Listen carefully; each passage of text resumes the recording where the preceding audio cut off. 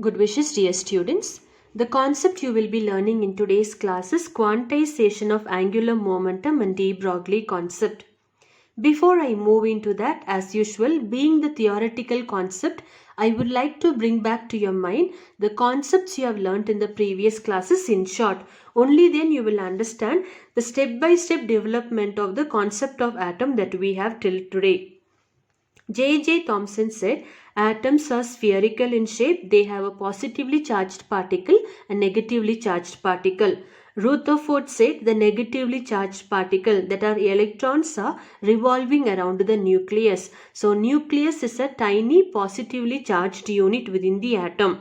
Bohr went one step further. He talked about measuring or finding out the energy of the electron and how the electrons can move from one orbit to the another level. So different assumptions were given by him, but none of them explain why electrons are revolving around the nucleus. For that, de Broglie made use of the wave equation concept, following the method of Planck's and Einstein's equation. Einstein said light has got a dual character.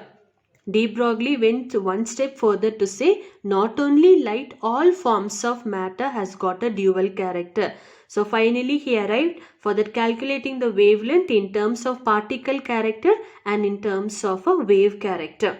So you also will remember, coming back to the topic, quantization of angular momentum and de Broglie concept says electrons that revolve around the nucleus exhibit both particle and wave character.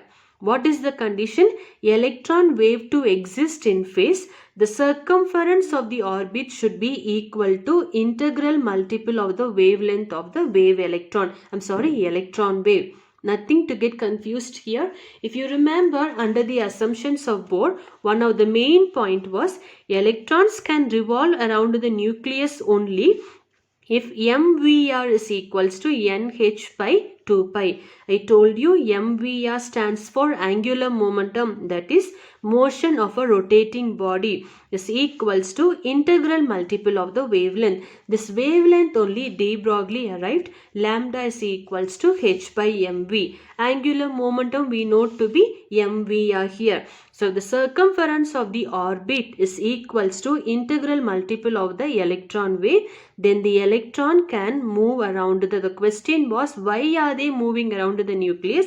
If these two answers are equal to one another, electrons can move around the orbit nucleus. If they are moving, we can say they are in phase. If they do not move, if these values are not equal to one another, the electrons are out of phase. If they are in phase, they will be rotating around the nucleus, revolving around the nucleus. If they are out of phase, meaning if the values are not equal to one another, then they have no opportunity or possibility of revolving around the nucleus.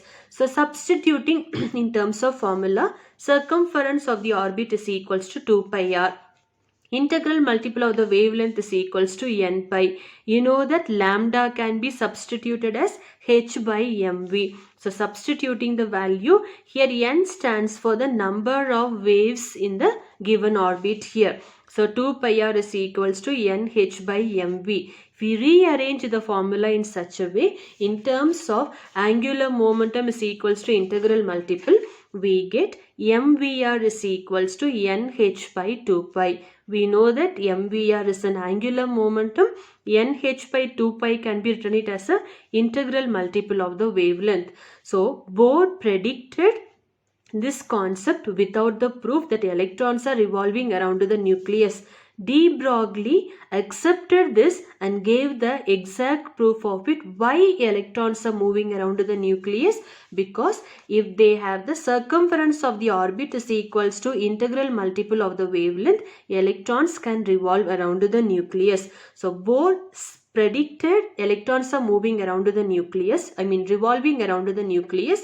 De Broglie gave the proper proof to it, and that is electrons are moving around the nucleus.